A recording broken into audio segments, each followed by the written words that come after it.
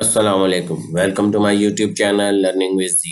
आज मैं आपके साथ CS310 open source web application development का कोर्स स्टार्ट करने वाला हूँ। इसका मैंने फाइनल टर्म का जो सिलेबस है वो ऑलरेडी मुकम्मल कर लिया हुआ है और अब काफ़ी स्टूडेंट की रिक्वेस्ट आ रही थी और टाइम भी ज़रा पीछे एग्ज़ाम भी थे, इस वजह से मैं ये नहीं बना पाया। अब मैं इसके जो है वो प्रॉपरली वीक 1 to 6 तक की वीडियोज़ बनाऊँगा। इस कोर्स का थोड़ा सा एक इंट्रोडक्शन आपको दे दूं ताकि आप अंडरस्टैंड कर सको, आपके माइंड में एक बैक माइंड एक पिक्चर बन सके कि आखिर ये सब्जेक्ट है क्या।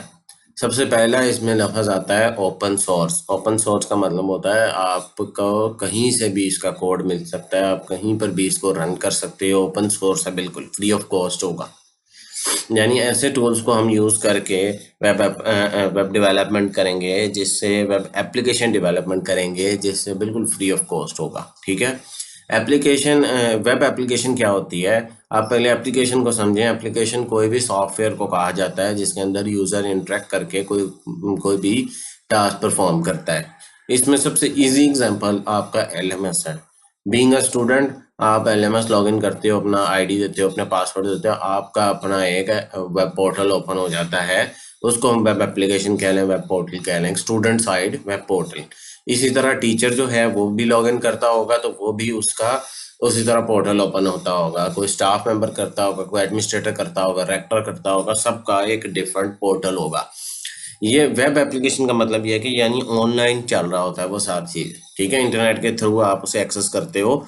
आपकी जो ऑफलाइन एप्लीकेशंस होती हैं, जैसे आप गेम्स खेलते हो, कोई सॉफ्टवेयर आपने, जैसे मैं इस वक्त एक सॉफ्टवेयर यूज़ कर रहा हूँ जिससे रिकॉर्ड कर रहा हूँ, ये एक ऑफलाइन सॉफ्टवेयर है, ऑफलाइन एप्लीकेशन है। ठीक है, ये वेब एप्लीकेशन नहीं है। यहाँ मैं फिर पावर पॉइंट यूज़ कर रहा हूँ, ये भी एक एप्लीकेशन है लेकिन ये वेब नहीं है, आपके कंप्यूटर की डेस्कटॉप एप्लीकेशन आप इसे कह सकते हो। तो वेब एप्लीकेशन वो होती है जिसको आप ऑनलाइन ब्राउज़र के अंदर इस्तेमाल करते हो। ठीक है। अब उसके बाद जो ये बात कर रहा है PHP, पर्ल, CGI और MySQL, इसके अंदर हमने ना तो सिर्फ फ्रंट एंड को सीखना है। फ्रंट एंड का मतलब ये है कि आपने HTML CSS फ्रंट एंड को देखना है। इसमें आपने ज़्यादातर हिस्सा जो है 70% पार्ट कोड आपका बैक एंड है। यानी आपका जो डेटाबेस है वो MySQL आप इसमें पढ़ रहे हो, MySQL को मैं कह रहा हूँ। ठीक है। और दूसरी चीज़, आप इसके अंदर PHP को पढ़ोगे। PHP जो है वो आपकी सर्वर साइड है, जो है वो, यानी आपका जो बैक एंड है उसको, यानी आपका जो बैक एंड वेबसाइट का जो बैक एंड है और डेटाबेस इसको कनेक्ट करता है आपके फ्रंट एंड के साथ। ठीक है, ये सारी चीज़ें आप पढ़ोगे। इसके बाद stand alone application. Stand alone application क्या होती है, वो सबसे पहले आपको पढ़ाया गया कि जो आपकी डेस्कटॉप एप्लीकेशन को भी स्टैंड अलोन एप्लीकेशन कहते हैं। Stand alone application run independently on the user device. आपकी यूज़र डिवाइस पे रन होती है, यानी आपके विंडोज़ पे कह लो, आपके एंड्रॉयड जो आपका मोबाइल होता है उस पर भी आप रन करते हो, वो एंड्रॉयड एप्लीकेशन होती है। It does not require internet connection. उसको इंटरनेट कनेक्शन रिक्वायर्ड नहीं होता। यही बात मैंने पीछे आपको एक्सप्लेन की है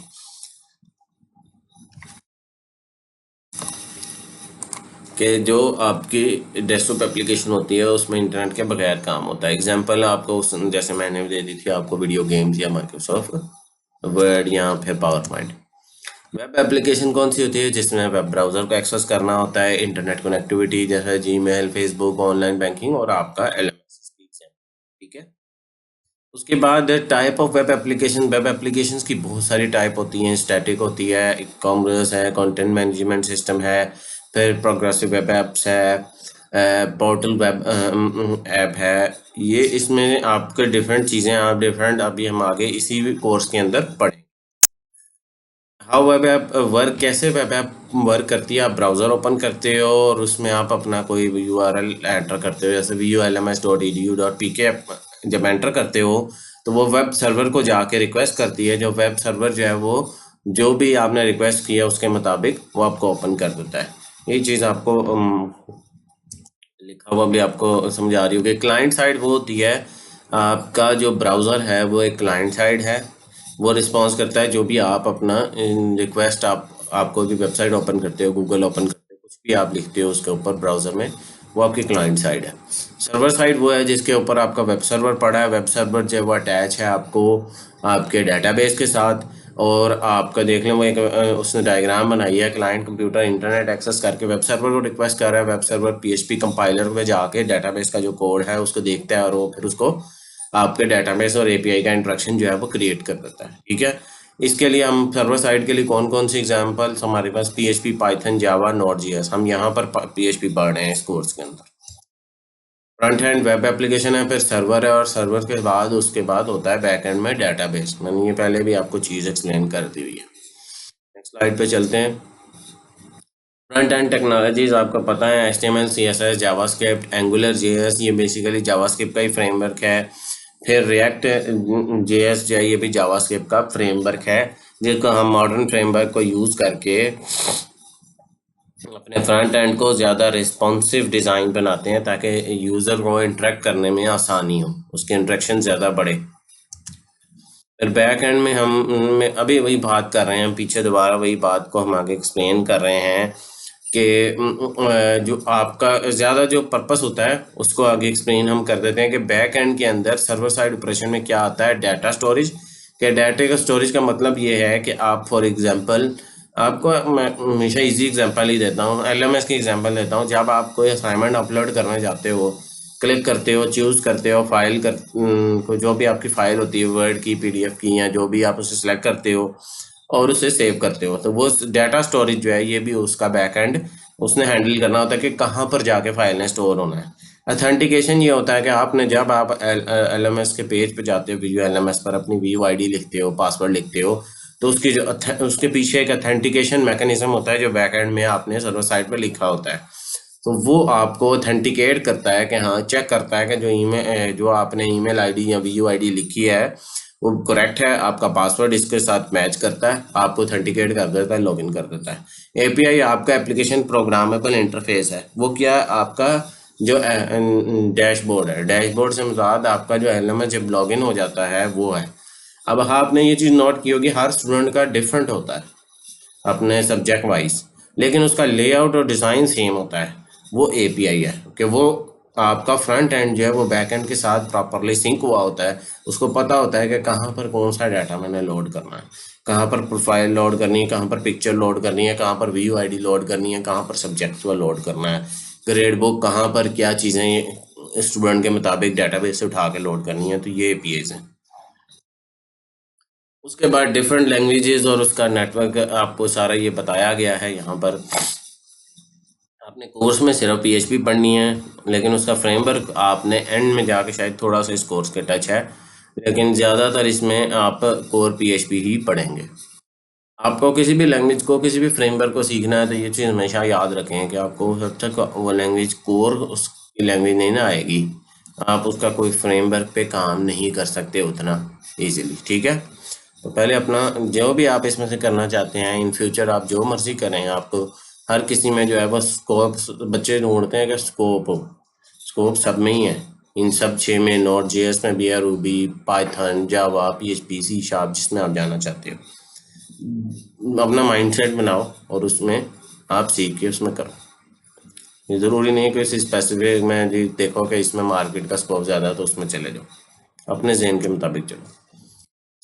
स्टैटिक और डायनेमिक वेबसाइट किसको कहते हैं? स्टैटिक जो HTML और CSS को फिक्स कंटेंट उस पर होता है, ज़्यादा चेंज नहीं होता। डायनेमिक जो होता है वो डाटाबेस API। अब स्टैटिक की एग्जांपल आपको मैं दे देता हूँ कि कोई भी आप ऐसी वेबसाइट ओपन करते हो जिसमें स्टैटिक कंटेंट हो, ज़्यादा कंटेंट चेंज नहीं होता, ठीक है, वो एक जैसा ही रहता है। अब उसमें एग्जांपल में हम स्टैटिक में, अभी मेरे जहन में कोई स्टैटिक ऐसी वेबसाइट आ नहीं रही क्योंकि अब ज़्यादातर जो है वो डायनामिक साइट्स ही अब है मौजूद इस वक्त इंटरनेट पे।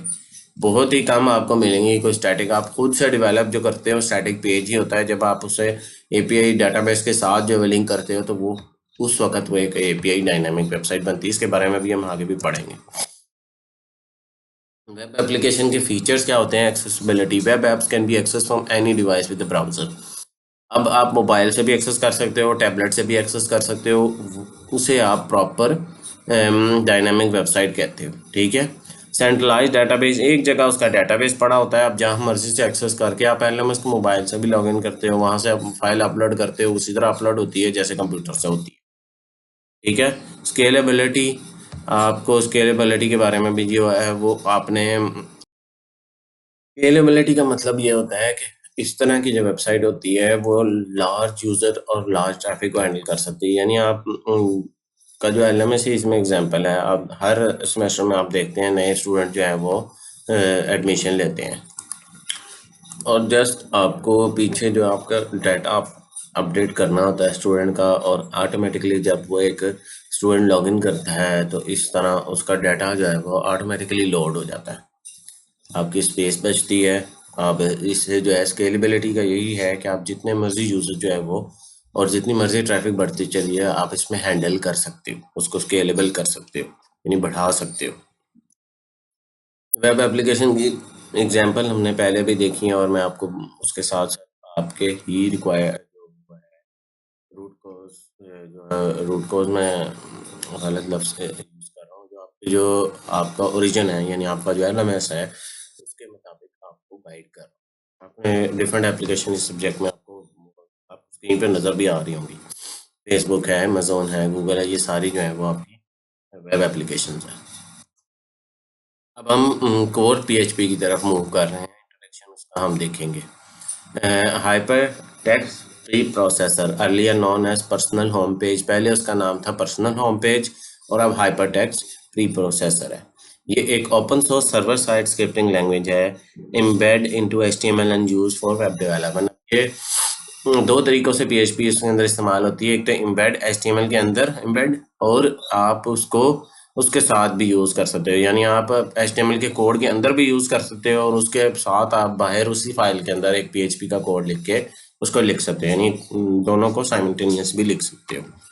ठीक है, जैसे आप CSS को एम्बेड कर लेते थे उसी तरह PHP को भी बीच में एम्बेड कर सकते हो। PHP का जो स्टार्टिंग टैग है वो less than question mark PHP and with question mark greater than, ये आपको नीचे एग्जांपल इसने दी हुई है। इको हेलो वर्ल्ड, इको आप समझते हो कि स्क्रीन पे इसको जैसे C++ में आपने पढ़ा था सी आउट, कि आपने कुछ चीज़ स्क्रीन पे प्रिंट करानी हो तो यहाँ पर इको यूज़ होता है। सिंपल है, हाई फ्लेक्सिबिलिटी है, प्लेटफॉर्म इंडिपेंडेंट है, यानी आप प्लेटफॉर्म इंडिपेंडेंस से मुराद ये है कि आप इसको आप जो है मोबाइल पे भी रन हो सकती है, या आपकी आप जब उसको बनाते हो तो फिर ये एप्लीकेशन आपकी यानी आप एक और सेंस में भी ले सकते हो कि आप गूगल क्रोम पे रन करो इसको, फायरफॉक्स पे रन करो इसको, एज पे करो या किसी और ब्राउज़र पे रन करो, इजीली रन हो जाती है। उसके बाद फास्ट है, ओपन सोर्स तो है, ये सिक्योर है, लार्ज PHP कम्युनिटी की बहुत ज़्यादा कम्युनिटी, और इंटरप्रेटेड का मतलब ये है कि इजी टू अंडरस्टैंड है। ठीक है, आप इजीली जो है वो उसको अंडरस्टैंड भी कर लेते हो, सिंपल है बिल्कुल।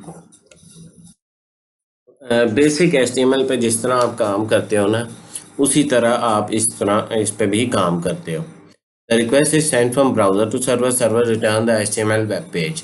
अब आपको जैसे ही आप उसको रिक्वेस्ट करते हो सर्वर को, वो आपको वापस वेब पेज जो है वो फॉर्म कर देता है। अच्छा, इसमें एक चीज़ आप नोट कीजिएगा, जो मैं आपको चीज़ इंपॉर्टेंट बताने वाला हूँ। HTML का अगर आप खाली पेज लिखते हो उसको आप ब्राउज़र में ओपन करते हो तो वो कंपाइल होकर रन हो जाता है, लेकिन PHP का कोड ऐसे रन नहीं हो सकता। PHP को कंपाइलर चाहिए, या तो आप VS कोड के अंदर इसकी एक्सटेंशन इंस्टॉल करो, ठीक है, इसका यानी आप सर्वर इंस्टॉल करो, या फिर आप जैम्प या वैम्प में से कोई आप यूज़ करके उसका सर्वर, आप लोकल सर्वर यूज़ करो। ठीक है, आगे चलते हैं फिर। उसके बाद PHP इंटरप्रेटर होता है, यानी इसके अंदर कंपाइलर यूज़ नहीं होता, इसके अंदर इंटरप्रेटर यूज़ होता है। इंटरप्रेटर यानी आपको पूरा इसकी वर्किंग आपको शो की गई है कि रिक्वेस्ट जो है वो सेंड होती है ब्राउज़र से सर्वर को PHP एक्सटेंशन के अंदर। सर्वर जो है वो PHP जो है रिक्वेस्ट सेंड करता है इंटरप्रेटर को कि उसको कंपाइल करें। इंटरप्रेटर जो है वो इंटरप्रेट करता है उस स्क्रिप्ट को, और जो रिक्वेस्ट की गई होती है उसके मुताबिक उसका HTML पेज जो है वो रिटर्न करके आपको पेज दिखा देता है। मैं इसके इस लेक्चर के एंड पे आपको इसकी एग्जांपल भी दिखा दूंगा। ये सारी डायनामिक रिक्वेस्ट है, जैसे जो जो रिक्वेस्ट होती है उस हिसाब से आपकी वेबसाइट जो है वो परफॉर्म करती है। ठीक है, मेजर कंपनी जो है वो यूज़ कर रही है, फेसबुक यूज़ कर रही है कि विकीपीडिया, वर्डप्रेस, याहू, ये मुख्तलिफ किस्म की यूज़ कर रही हैं। प्री रिक्विजिट जो आपकी के बेसिक अंडरस्टैंडिंग हो HTML की, CSS की और OOP के कॉन्सेप्ट, अरेज के फंक्शन के कॉन्सेप्ट जो है वो फंडामेंटल आपको होने चाहिए, फिर आप PHP पे काम कर सकते हैं। अच्छा, लोकल डेवलपमेंट PHP की हमने कैसे करनी है, एनवायरनमेंट कैसे सेटअप करना है, उसके बारे में सीखते हैं। हम जैम्प इंस्टॉल कैसे करेंगे, इसकी मैंने डिटेल में वीडियो बना के रखी हुई है कि जैम्प को डाउनलोड करके इंस्टॉल कैसे करना है। ये आपको वैसे बताया, सारे जो है वो एक्सप्लेन कर रहा है कि आपने जैम्प को डाउनलोड करना है, उसको इंस्टॉल करना है। जो कंपोनेंट आपने चूज़ करने हैं वो अपाची, माईस्क्ल और PHP करना है, फिर उसको इंस्टॉल करना है। लॉन्च करने के बाद आपने, जब आपने जैम्प के कंट्रोल पैनल को लॉन्च करना है तो आपने अपाची और माईस्क्ल की सर्विसेज को रन करना है, ठीक है। इस पे मैंने बताया कि मैंने डिटेल वीडियो एक बनाई हुई है कि कैसे जैम्प को जो है वो आपने इंस्टॉल करके कॉन्फ़िगर करना है। उसका लिंक आपको डिस्क्रिप्शन में मिल जाएगा। अच्छा, इस तरह का पेज जब आप उस पर ब्राउज करेंगे HTTPS लोकल होस्ट, तो आपको ये पेज ओपन होगा। अगर ये पेज ओपन नहीं होता तो इसका मतलब ये है कि आपका सर्वर कॉन्फ़िगर नहीं है, या सर्वर जो है वो आपका प्रॉपरली जो है वो स्टार्ट नहीं हुआ, उसमें कोई इशू है। अगर तो ये शो होता है इसका मतलब है आपका सर्वर स्टार्ट हो गया, ठीक है। वो आपको VS कोड आपको इंस्टॉल करने का कह रहा है। आप कहीं भी कोड लिख सकते हो, नोट पैड में लिखो, नोट पैड प्लस प्लस में लिखो, VS कोड लिखो, या कोई और एडिटर यूज़ करो, या आपको जो भी आपको कन्वीनियंट हो आप यूज़ कर सकते हो। अब आपने एक फ़ोल्डर क्रिएट करना है, PHP फोल्डर। किस फोल्डर के अंदर जाके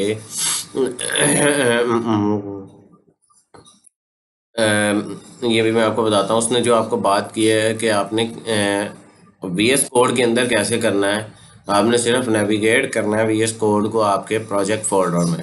प्रोजेक्ट फोल्डर आपका कौन सा होगा, PHP में htdocs, यानी पहले आप जैम्प के फोल्डर में जाएंगे। जैम्प के फोल्डर में htdocs का फोल्डर होता है। उसके अंदर जो भी आप क्रिएट करोगे, जिस भी नाम का फोल्डर क्रिएट करोगे, वो आपका प्रोजेक्ट फोल्डर बन जाएगा। आप मैन्युअली डेवलप करने का जो मैं आपको तरीका नोटपैड से कह रहा था, आप नोटपैड में जाके उसके अंदर कोड लिखोगे, index.php फाइल लिखोगे, तो आप जब आप ब्राउज करोगे लोकल हो स्लैश अपने प्रोजेक्ट फोल्डर का नाम, तो ओपन हो जाएगा। या फिर आप उसको VS कोड को नेविगेट कर दो उस प्रोजेक्ट फोल्डर के अंदर, ठीक है। आप जैसे आपको कन्वीनियंट हो आप कर सकते हो। मैं जस्ट आपको स्लाइड दिखा रहा हूँ, इस वीडियो के एंड में मैं आपको ये सारा प्रोसेस भी करके दिखाऊंगा।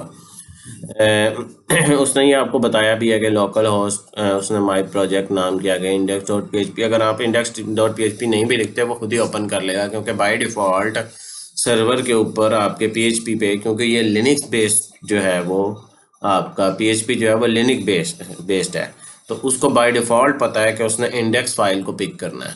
तो जो भी index.php के नाम से फाइल होगी, सबसे पहले जो वो पिक करेगा वो आपको पिक करके ओपन करके ब्राउज़र में शो करा देगा।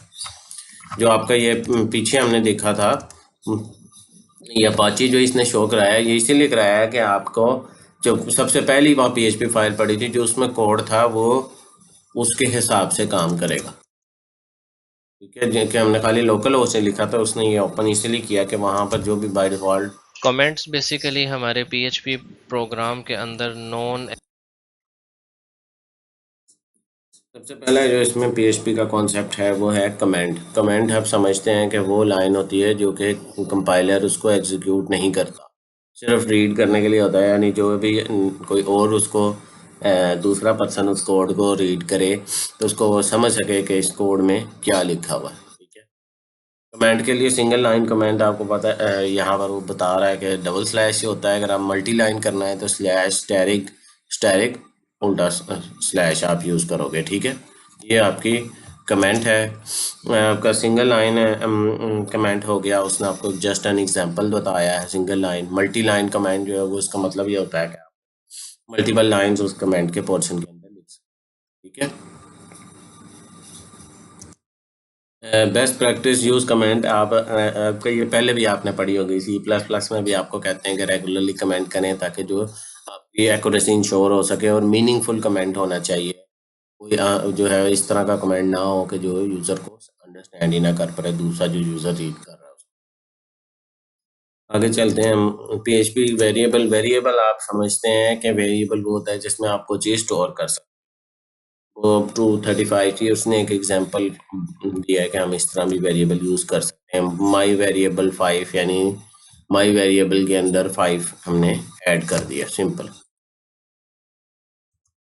What are the variable a name container to store data in your PHP? वही मैं एग्जांपल आपको असल में बेसिकली उर्दू में समझा रहा हूँ ताकि आपको बेहतर अंडरस्टैंड हो सके। जो भी हम वैल्यूज़ के अंदर स्टोर करते हैं वो थ्रू आउट प्रोग्राम जो है हम उसे इस्तेमाल कर सकते हैं। Think of them as a boxes where you can put different things. इसने एग्जांपल के तौर पर दिया है कि एक डब्बे में कोई चीज़ वैल्यू डाल दें, हम उसे बाद में इस्तेमाल कर सकते हैं। या आपने बहरहाल बार बार एक वेरिएबल का कॉन्सेप्ट जो है वो डिफरेंट लैंग्वेज में, सी प्लस प्लस में, जावा में आपने पढ़ा होगा। ये वेरिएबल को डिक्लेयर करना और इनिशियलाइज करना, ये दो चीज़ें डिफरेंट होती हैं। आप समझते हैं कि डिक्लेरेशन क्या होती है। Variable in PHP start with a dollar sign. Dollar sign के थ्रू हम पीएचपी में वेरिएबल को डिक्लेयर कराते हैं। Variable name are case sensitive, इसके अंदर केस सेंसिटिव होते हैं कि कैपिटल और स्मॉल में अगर लिखा जाए तो वो दोनों डिफरेंट होंगे। Variable name should be descriptive of the data they hold. उसका जो मीनिंग है वो डिस्क्रिप्टिव होना चाहिए, यानी सिंपल ए बी सी या एक्स वाई जी इस तरह का नाम ना हो। अगर आप कहीं पर यूज़ कर रहे हो नेम तो वो नेम हो, full name, first name, second name, इस तरह प्रॉपर उसका नाम हो और केस सेंसिटिविटी को मद्देनजर रखते हुए। टाइप ऑफ वेरिएबल आपको पता है कि स्ट्रिंग होता है, इंटीजर होता है, फ्लोट, बूलियन, ये आप ऑलरेडी पहले पढ़ चुके हैं। मैं इसकी एग्जांपल आपको स्क्रीन पर शो हो रही हैं। ये बहुत सादा और बहुत आसान कॉन्सेप्ट है, आपको पता है। इसके अलावा और भी वेरिएबल की डाटा टाइप है पीएचपी में जो हम इस्तेमाल करते हैं। अभी जस्ट स्टार्टिंग में हम ये 4 सीख रहे हैं। इसके अलावा आप डेट का और डिफरेंट आपने जो जिस हिसाब से अपने वेरिएबल इस्तेमाल करना होता है उसके हिसाब से डिफरेंट वेरिएबल इसके अंदर मौजूद है पीएचपी में। उसने एग्जांपल के तौर पे आपको स्ट्रिंग, इंटीजर, फ्लोट, बूलियन, अरे भी आपको दिया है कि एक अरे भी आप इसके अंदर वन डायमेंशन अरे किस तरह इस्तेमाल कर सकते हो। ये आप देख रहे होंगे इसमें 70 to 80% सिंटेक्स, बल्कि ज़्यादा ही परसेंटेज अमाउंट आपका C++ का कोड है। इसलिए जो है वो पीछे आपको कहा गया था कि आपको जो कॉन्सेप्ट है वो आपको ऑब्जेक्ट ओरिएंटेड प्रोग्रामिंग के कॉन्सेप्ट होने चाहिए, क्योंकि ये एक ऑब्जेक्ट ओरिएंटेड प्रोग्राम, ठीक है। इसमें क्लासेस भी, फंक्शंस भी आप उसी तरह वेरिएबल में डिक्लेयर जैसे वहाँ कराते थे हम करवा सकते हैं। वेरिएबल को यूज़ करना, डाटा स्टोर होता है, परफॉर्म कैलकुलेशन, डिसीजन मेकिंग के लिए इफ एल्स में हम इस्तेमाल करते थे, हमने आपने पहले भी किया होगा। डाटा को डिस्प्ले करना, यहाँ पर हम डिस्प्ले कैसे करते हैं, प्रिंट इको वेरिएबल के थ्रू हम जो है इको वैल्यूज़, वेरिएबल वैल्यूज़ जो है इको कर सकते हैं। इको का मतलब यह है कि पे आउटपुट देना, जैसे हम वहाँ सी आउट यूज़ करते थे, हम यहाँ इको यूज़ कर रहे हैं। इफ एल्स स्विच स्टेटमेंट सारी इसके अंदर यूज़ होती हैं। जस्ट आपको बताने का मकसद ये है कि वेरिएबल के इस्तेमाल क्या क्या है। रूल आप समझते हैं, बेसिकली रूल क्या है वेरिएबल को, कि आप आफ्टर डॉलर साइन, यानी इसमें आपने सिर्फ एक चीज़ याद रखनी है कि डॉलर के साइन से आपका वेरिएबल स्टार्ट होता है। Must start with the letter of alphabet, या फिर आप अंडरस्कोर से स्टार्ट कर सकते हो अपने जो है वो वेरिएबल को, वेरिएबल के नाम को, ठीक है। Variable name after dollar sign must use with the letter of alphabet. कोई भी लेटर ऑफ अल्फ़ाबेट होना चाहिए, यानी वो एक स्मॉल ए से लेके स्मॉल जेड तक या कैपिटल ए से कैपिटल जेड तक। ये आपको पहले भी आपने वेरिएबल के स्टैंडर्ड्स को पढ़ा होगा कि आप किस तरह नेमिंग स्टैंडर्ड्स होते हैं, सेम एज इट इज़ वही है, ठीक है। इसमें आपको ये चीज़ भी पता है कि वेरिएबल नेम में स्पेस नहीं आ सकती, ठीक है। If a variable name must compromise more than one word, a good idea is to separate word with underscore के थ्रू आप सेपरेट कर लो। जैसे यूज़र नेम, फुल नेम की मैंने एग्जांपल दी थी कि फुल अंडरस्कोर नेम आप लिख सकते हो, फर्स्ट अंडरस्कोर नेम आप लिख सकते हो, ठीक है। ये इस तरह आप नेमिंग कर सकते हो। केस सेंसिटिविटी को वो बात हम पहले कर चुके हैं। तो फिर आपको एक एग्जांपल दिए कि करेक्ट क्या होगा। फर्स्ट स्पेस नहीं आ सकती, आप पहले न्यूमेरिक पार्ट पहले नहीं लिख सकते। उसने ये बात कही है कि अगर आप अंडरस्कोर लिखने के बाद आप कुछ लिख सकते हो, उसके बगैर आप डॉलर के साथ फ़ौरन नहीं लिख सकते। तो ये नेमिंग कन्वेंशन है। ये बहुत सादा और बहुत आसान चीज़ें, बहुत बेसिक चीज़ें हैं जो हम आपके यहाँ पर सीखते हैं। ये आपने काफ़ी ज़्यादा हद तक ये सारे कॉन्सेप्ट पढ़े हों। अब PHP constant variable PHP provide a way to define a values that remain unchanged throughout the execution of script। ये भी आपका वो कॉन्सेप्ट है जो आप ऑलरेडी पढ़ चुके हैं। एक कांस्टेंट वेरिएबल वो होता है जिसकी वैल्यू चेंज नहीं होती। Unlike regular variable, constant value can not be change once they are defined. जब वो एक बार डिफाइन कर दी जाती हैं वो चेंज नहीं होती। ठीक है। कांस्टेंट को डिफाइन करने के लिए डिफाइन नेम और वैल्यू। अब हम डिफाइन का फंक्शन यूज करते हैं पैरामीटर्स के अंदर, नेम ऑफ द कांस्टेंट और value of assign to the constant. हम इस तरह इसको इस्तेमाल करते हैं। ठीक है। आप कांस्टेंट को एक्सेस कैसे करते हो? Directly by their name. ठीक है।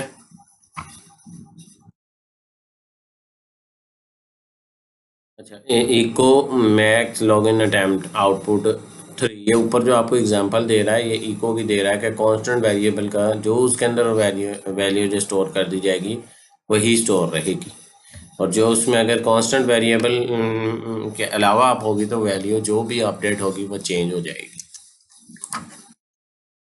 Magic constant, PHP provide a pre defined constant called a magic constant. क्या होता है? The current line number in the script के कहीं पर भी आपको करंट लाइन नंबर स्क्रिप्ट के अंदर जो है वो प्रिंट कराना हो, the full path and full file name of the script, तो हम फाइल यूज करते हैं। ये इसके built in constant magic constant variable हैं जो आपको जिसमें वैल्यू चेंज नहीं होगी।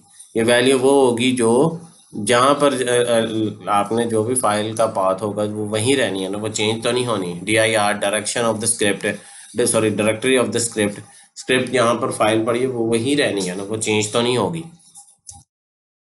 अच्छा, PHP operators, operators in PHP are the symbol that perform operation on the variables and values। ये भी आपने पहले पढ़े हुए हैं। Arithmetic, assignment operator, comparison, logical, increment, decrement, conditional operator, string operator, ये सारे वो है जो आप ऑलरेडी पढ़ चुके हैं। अर्थमेटिक होते हैं plus minus multiplication division and modulus, ये आप ऑलरेडी C++ में पढ़ के आ चुके हैं। सबकी परफॉर्मेंस आपको पता ही है कि क्या होते हैं।